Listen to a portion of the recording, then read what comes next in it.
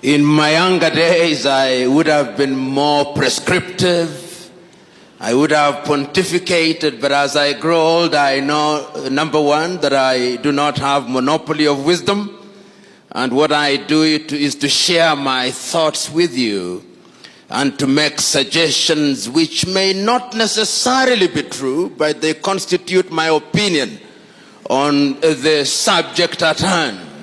And that is exactly what I intend to do on a subject on which I do not claim expertise. What I have done is to prepare a paper which will be circulated, and I've prepared it in two forms, in the PowerPoint form and in the Word form. I will speak to the paper without reading the paper, and in that way, I believe we'll interact a lot more. And my paper is entitled, The Vision of the Founding Fathers, Looking to the Past to Inform the Future.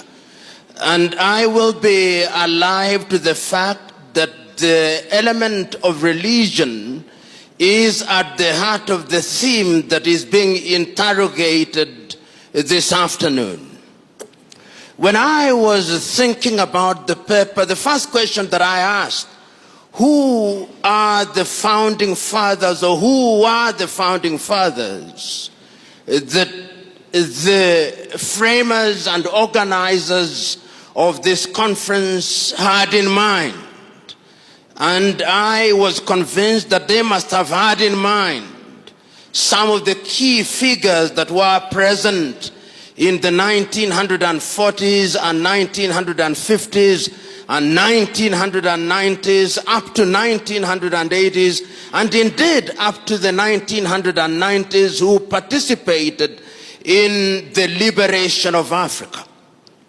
But yet, even as I thought so, I was conscious of the fact that when one examines history, particularly the history of the black people, there are a number of individuals who are founding fathers, but are rarely mentioned when we talk about Africa.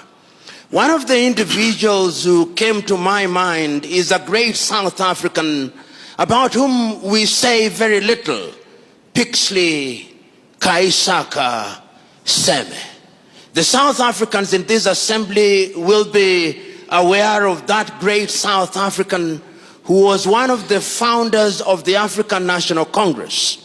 And if they care to examine some of his early works, they will also be familiar with one of the greatest speeches ever delivered by an African, delivered at the University of Columbia in the month of April 1906, titled The Regeneration of Africa.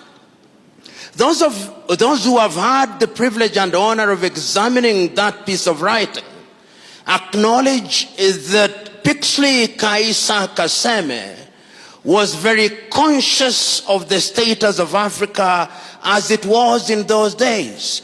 You will remember that by 1906, Africa had suffered the fate of partition in Berlin, and that it had been partitioned, as we know, amongst the European powers. Prominently, the Germans had their share in West Africa. They had their presence here in Rwanda and Burundi.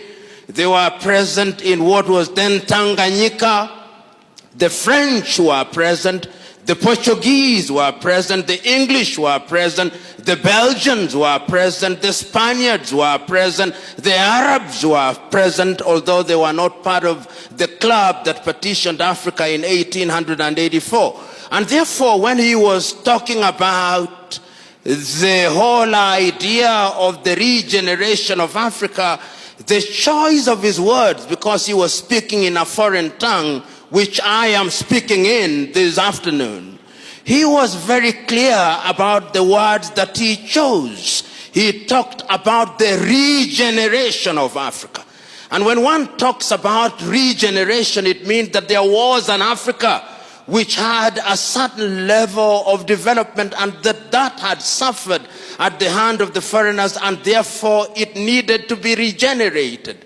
Those of you who are familiar with the thoughts and works of Senegal's Anta Cheikh Diop will know that Anta Cheikh Diop does recognize that there was indeed an Africa which had certain levels of civilization. In fact, the more romantic historians suggest that when Europe and Europeans were still living in the caves in the western part of Africa, there were organized kingdoms and that there were libraries which rival the largest libraries in Africa today. Indeed, those of you who are students of religion like Professor here will know that people like Augustine of Hippo or Athanasius, some of the early thinkers in religion, were resident in what may today be called the Maghreb.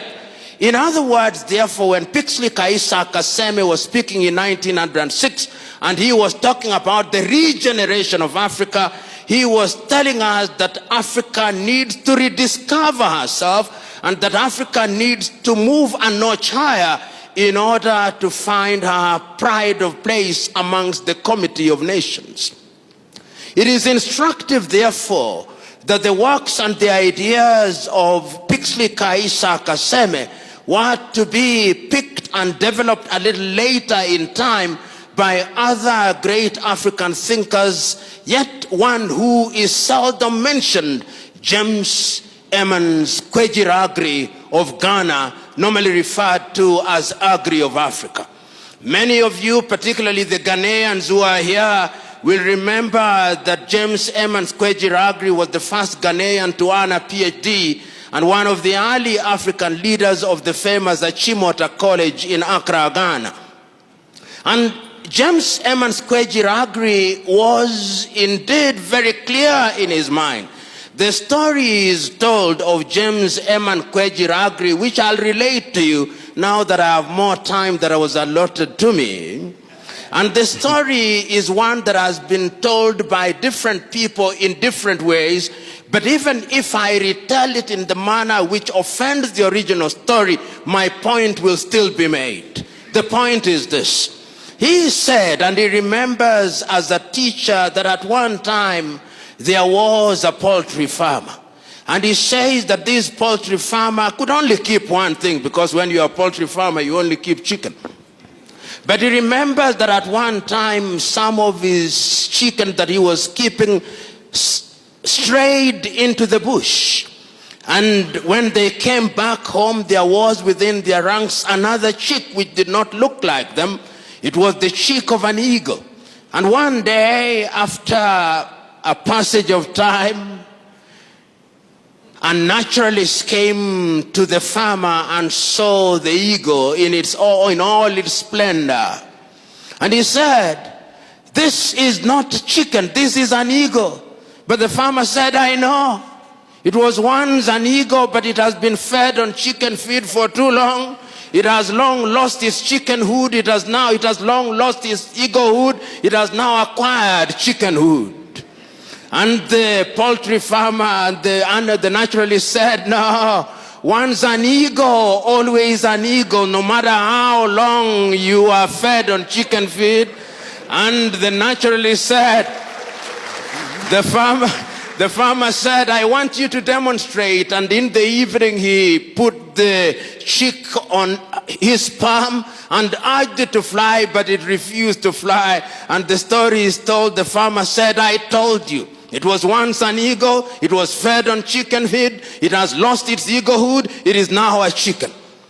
But then the following day, the naturalist came early in the morning, and as the sun was rising, he put the chick on the palm of his hands and urged it on, and it flew and never came back again. And he said, "I told you, once an eagle, even if you feed it on chicken feed, it will remain an eagle." And he said so animatedly, it is reported, that is who an African is. He could have been fed on chicken feed, but it has never lost its eaglehood.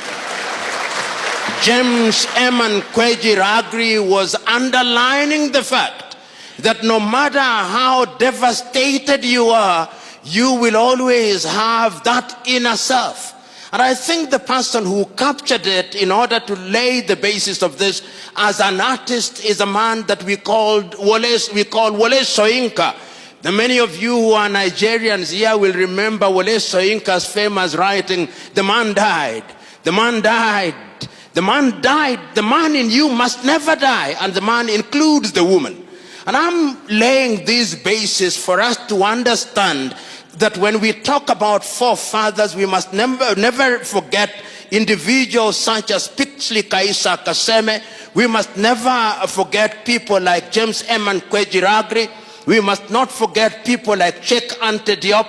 And if we want to go into the diaspora, we must never forget individuals such as Marcus Garvey of Jamaica. And we must never forget individuals such as W.B. Du Bois.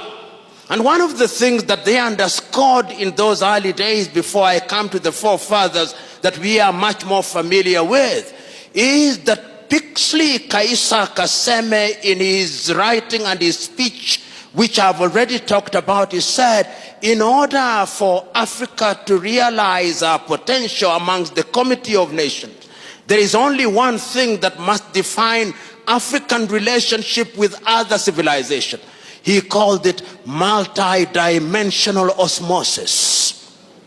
And what he called multi-dimensional osmosis becomes much more relevant, particularly today, when we are trading with China, when the osmosis is not multi-dimensional. And the osmotic is only in one direction, is monodirectional. And what he meant at that time is that Africans must engage with other civilizations, but that engagement must be of such a nature that it is mutually beneficial and the relationship is symbiotic. And I think that that is what we want to underscore today, even as we talk about religion and the place of religion in giving pride of place to self-governance and religious freedom as an important pillar in one of the 7 pillars of Africa Agenda 2063. But yet I cannot at this stage yet go into Africa Agenda 2063 before I examine what was the vision of our founding fathers and who were they. In my own examination, and I stand to be corrected on this, whenever we talk about the founding fathers of Africa, we are normally directed to remember the 32 leaders who gathered in the month of May 1963 in Addis Ababa, Ethiopia. And I encourage us to look at the views of these individuals, but even before we go to that particular period, to look at some of the early thoughts and some of the things that animated these individuals to the extent that we now call them the founding fathers, and what it is that they had in mind that defined them as the founding fathers. And I take us back to 1957 in Accra, Ghana, on the day that the country then known as Gold Coast regained her political independence. And see how deliberate I am. I'm saying the country regained her political independence, did not acquire her independence. She regained an independence that she had lost by dint of force and by dint of both strategy and stratagem. In 1957, on the day of the regaining of the independence by Ghana, Kwame Nkrumah was as passionate as he was eloquent. He said that the independence of Ghana meant nothing unless all the other African countries were independent. And what did independence mean? Because at that time, and you will give me a little latitude in order to give some flavor to my presentation.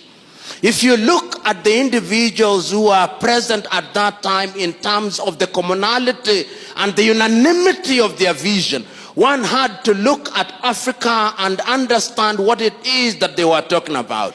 In West Africa, if you listened at that time to Kwame Nkrumah, his clarity of vision is that independence and liberty meant a number of things.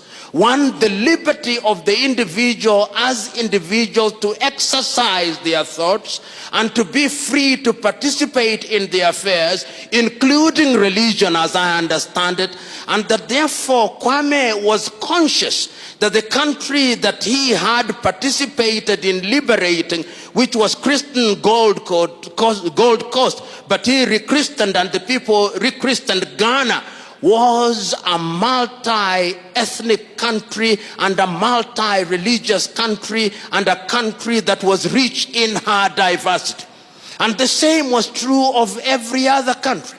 So that if you listened at that time in next door to in Nigeria, which was, as you know, until independence divided into three regions, the northern region, the eastern region, and the western region, you could see that even at that time in Nigeria, while the colonialist was conscious of the religious differences, the leaders of the day, even if grudgingly so, were conscious of the fact that now that they had found themselves in this geographical space, they had to tolerate each other.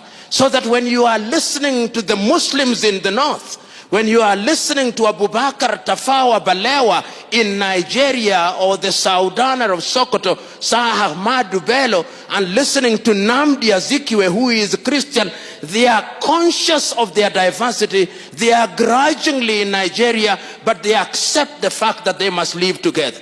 Religion and religious differences was not given the pronouncement and the accent that we now see in the manner that I shall demonstrate when I am concluding my presentation. So that even if you left countries that had that kind of diversity and you went to Algeria and you listened to the more casual thoughts of Algeria's Ahmed Ben Bella, you could see that he was conscious of the fact that even though we were finding ourselves in potential religious conflict, we had a common vision for Africa. And in that regard, you would listen in Liberia, or rather in Algeria, to Ahmed Ben Bella. You would go down to Guinea to Ahmed Sékou Touré.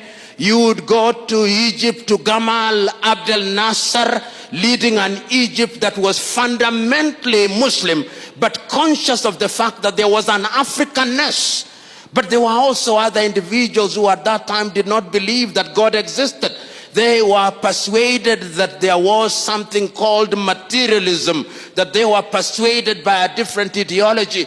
But even in that appreciation, they were conscious of one fact, that there was a continent called Africa, and that Africa was a continent that needed to move in one direction.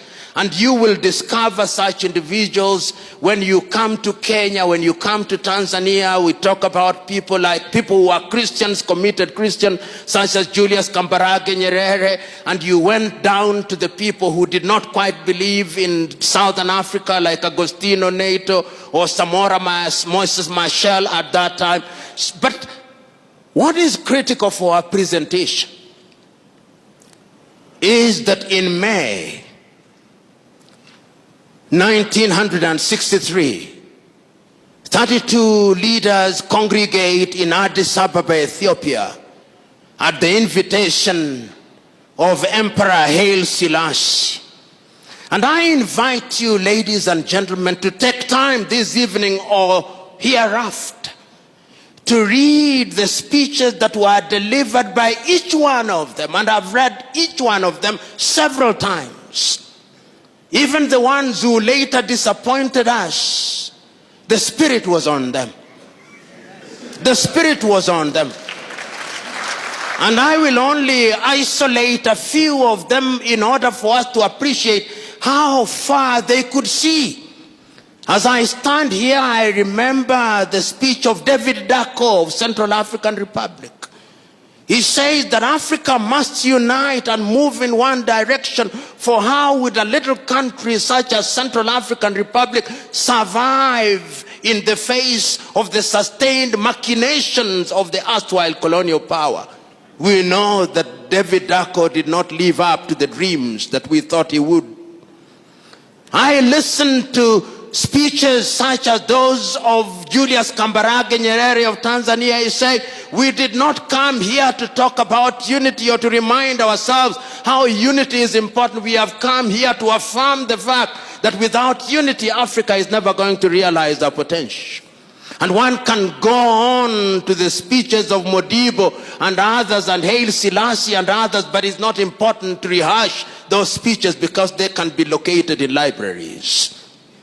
But it's important to isolate one speech, the speech of Osagyefo Kwame Nkrumah, because that, for those of you who are French speakers, that was the pièce de résistance. It was the speech that, in my view, captured the essence of what was meant to be Africa, and the three things that stand out in the speech and therefore form the three-legged stool upon which my presentation will now be founded.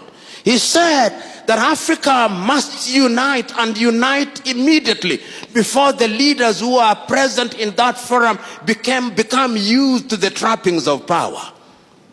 You and me know that they have now become victims of the trappings. He said that we must unite and come out of that arrangement with one army, with one currency, with one united country, because the former colonial powers had yet devised another method of controlling African. And he said that that thing which we later examined and recognized as neocolonialism was alive and well. And he said, if we did not do so, Africa will never realize our potential. That is the Africa about which you want me to reminisce in order for me to determine what was the vision of the founding fathers. Their vision was a united Africa. Their vision was an Africa that was united in our diversity. Their vision was an Africa that would tell her story. Their vision was an Africa that would exploit our resources for our benefit. Their vision was an Africa that would sit at the dinner table of human civilization, not as food to be consumed or as a waiter, but as a diner to enjoy the goodies of life. That was their vision. But the question is, that vision that saw Africa liberate herself from the clutches of colonialism, was it merely flag independence, as Kenya's Ngugi wa Thiong'o says, not in so many words, in his book Decolonizing the Mind? Was it a total liberation of the peoples of Africa? In his famous television program, Kenya's Ali Mazrui, the program titled Africa, a Triple Heritage, Ali Mazrui says passionately and eloquently at once that Africa is the only continent on earth that consumes that which it does not produce and produces that which it does not consume. And he says, curiously, we are the only continent on earth that is still referred to in the following derogatory terms: Anglophone Africa, Francophone Africa, Lusophone Africa, and those who are generous even refer to some part of Africa as Arabophone Africa. He says they do not say that of Latin America, they do not say that of Asia. And if you doubt Ali Mazrui, there is now a war that is going on in the Cameroons and is characterized as a war between the Francophones and the Anglophones. But if you go to the so-called Anglophone area, no more than 5% can speak eloquent French. Yet there are many ethnicities in that part of the world. And I'm submitting to us that this is important because it demonstrates that there is something in our minds that we have yet to liberate ourselves. We have yet to decolonize our mind, which Ngugi wa Thiong'o says is the prerequisite to our total liberation so that we can engage with the world meaningfully. You know, As I speak to you now, there are 54 recognized independent African countries, particularly if you talk to the Moroccans. But when you liberate yourself from Morocco, there are 55 because of Sahrawi. But I'll be of good manners. I'll say there are 54 recognized and 55 with one unrecognized. That Africa is an Africa that ought to be governed by the vision of the founding fathers. That vision was articulated in the Charter of the Organization of African Unity. One can say that the Charter of the Organization of African Unity did form the foundation stone upon which we liberated all countries, and that these countries were liberated up until 1994 or 1990 with the death of apartheid regime. The question is that vision alive?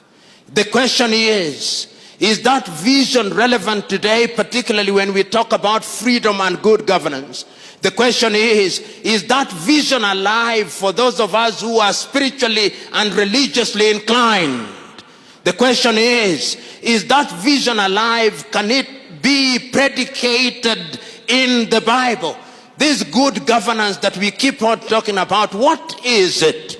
Permit me to refer to the Bible on the assumption that you are readers of the Bible and that you are Christians of Berea, who beyond the preaching will go out and find out whether I said the things that are to be found in the Bible.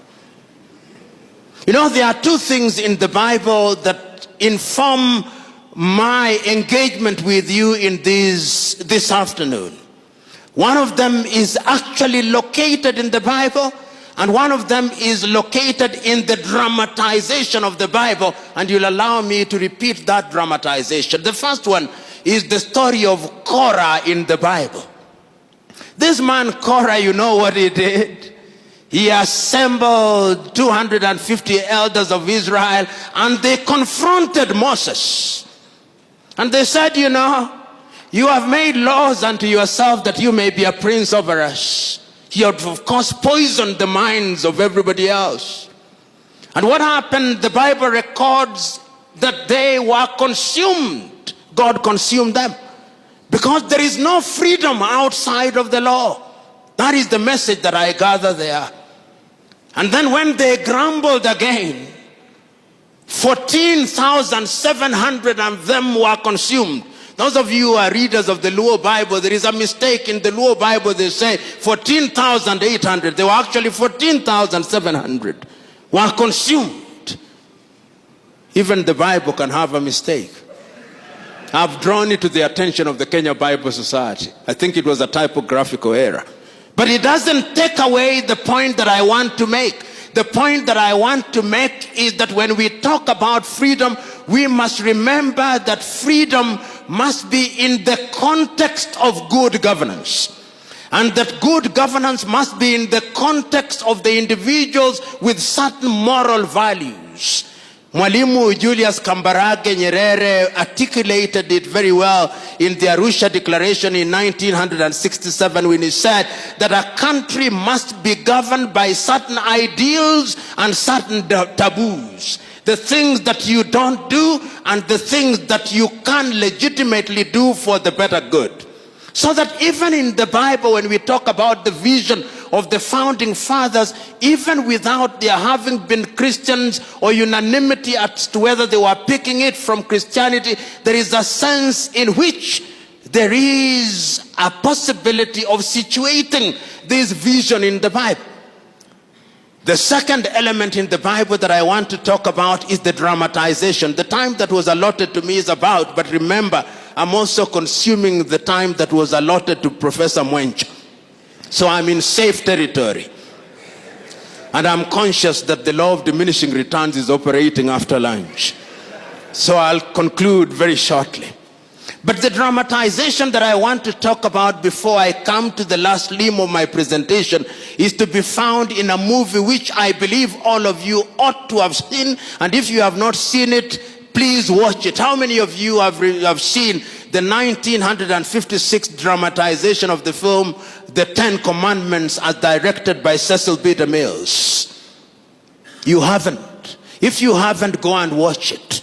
And there is an interesting portion in that particular story which once again speaks to Korah and Dathan. When Moses has been on the mountain of the Lord for 40 days and 40 nights, there is a grumbling downstairs, and Aaron and the sister have been made to forge unto themselves a calf as a god. And in the dramatization, before Moses comes down on the 40th day, the prophet Joshua moves to the mountain and meets Moses. And when they are in between, there is noise from down in the hill. And when there is noise, Joshua says, there is noise, there is grumbling. And Moses is recorded as saying, those are the sounds of joy and revelry. The people have rebelled against God.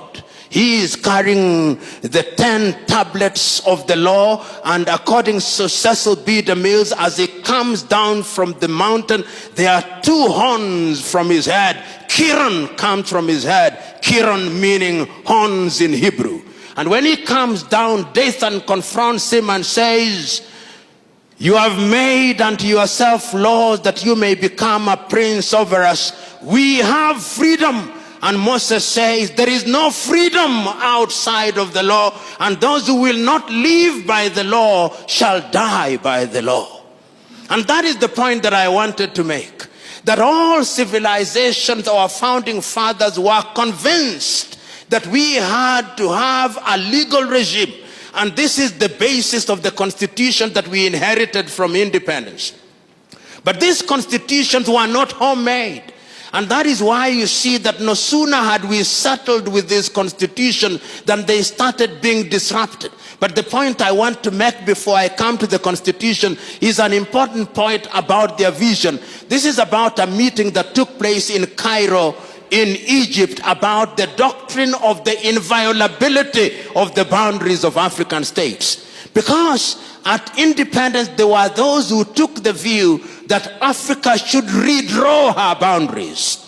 Those of you who are from Cameroon will be aware what happened between Cameroon and Nigeria. You will also be aware of the events that took place in Nigeria when there was an attempt to divide the country into 3, leading ultimately to the Biafra War. Those of you who are familiar with the country that was then known as the French Sudan, now known as Mali, will know the attempt that were made at that time. Those of you who are familiar with what was called Tanganyika, which later became Tanzania, will know that fact. Those of you who are familiar with the country that was known as Northern Rhodesia and now Zambia, and the one that is now called Zimbabwe, will know that.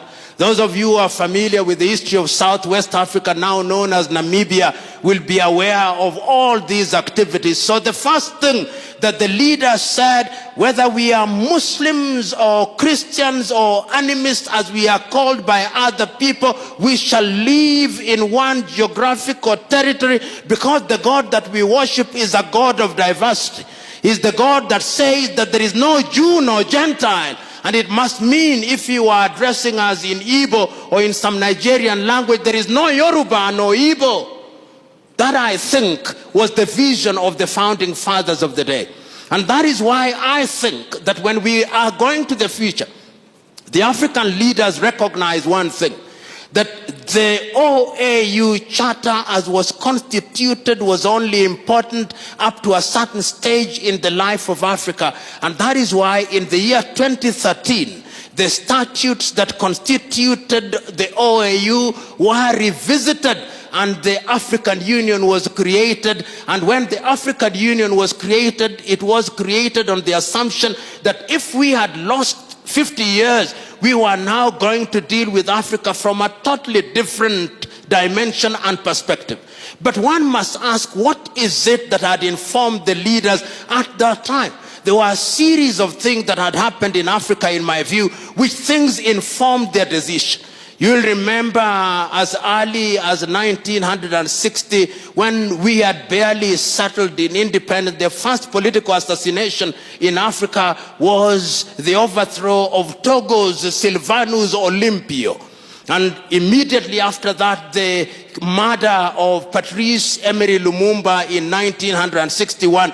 And thereafter, there was a series of coups d'etats, some of them which were being informed by religious factors. So 2013 or 1981 becomes the year, 1990 rather, becomes the year when we begin to see the re-emergence of Africa.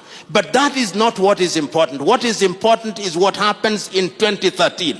And I'm inviting those of you who are present here to go and look at the letter that was read, the imaginary letter that is written by the then chairman of the OAU Council, the South African lady called Nkosana Dlamini Zuma. It is an imaginary letter that she writes to Kwame Nkrumah. And it is written on the basis of Agenda 2063. And she writes to Kwame Nkrumah in so many words, or rather in effect she says, that I look forward to an Africa where there will be unity amongst all African states. I look forward to an Africa where there will be a railway from Addis Ababa, Ethiopia, to Dhaka in Senegal, where there will be communication from Suakin in Sudan to Luanda in Angola, from Cape Town to Cairo, and that where the Democratic Republic of Congo shall become the hub of industrial activity, and that East Africa shall become the hub of ICT. West Africa will be industrialized, where gas will be piped from Tanzania to West Africa, and oil piped from Nigeria to the rest of Africa, and where there will be harmony. And if you look at the 7 pillars of Africa Agenda 2063, one of them is that the guns will be silenced by the year 2020, so that we'll no more have South Sudan. We'll no more have Central African Republic. We'll no more have the Cameroons. We'll no more have battles and wars that are predicated upon religion. But we'll have an Africa where people enjoy freedom of movement and freedom of conscience within the law. And that we shall have an Africa where people have the liberty to enjoy what it is that they are meant to enjoy. And permit me at this time to use from another civilization what I consider that Africa to be. Many of you, as I conclude, will have read these words which I repeat and refer to oftentimes. They are the words that are to be found in the American Declaration of Independence. And I think that they are important for many civilizations. That all men are born equal. That they are endowed by their Creator with certain alienable rights. That among these are life, liberty, and the pursuit of happiness. So that it must have been, when we go back to Pixley Kaisa Kaseme, when we go back to James Emmons Kwejiragri, when we go back to Cheikh Diop, when we go back to W.E.B. Du Bois, when we go back to Marcus Garvey, when we come to 1963 and we are talking of Kwame Nkrumah, or we are talking of Sekou Touré, or Olympio, or any of the leaders, it must have been their intention that it is for these reasons that governments are instituted amongst men. And I think that is the second part of the American Declaration of Independence. It is for these reasons that governments are instituted amongst men. These are not the words of the American Declaration, these are now my words. Instituted amongst men to midwife the process of their enjoying those rights.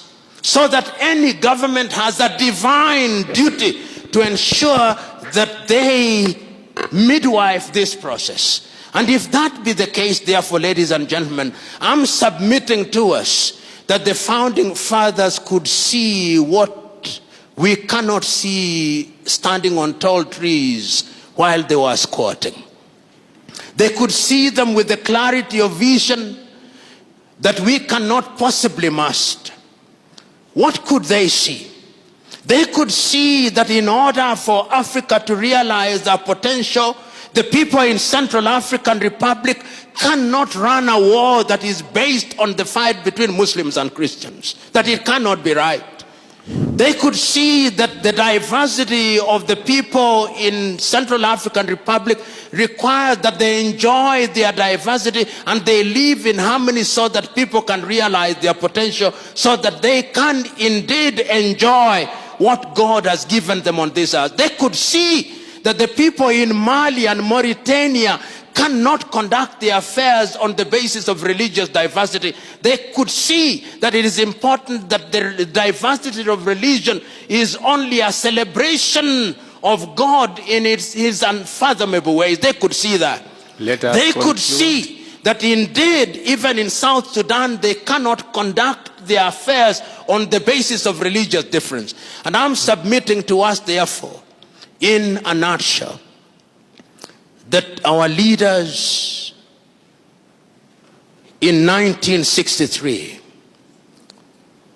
when they sat, whether in West Africa or in North or in East or in South, conceived an Africa whose sons and daughters would enjoy liberty, and that they would enjoy liberty so that they would lead a fuller life here on earth, but they would have the freedom of choice to exercise their freedom, and that if governments were instituted amongst them, those governments would be trustees of power for purposes of creating an enabling environment.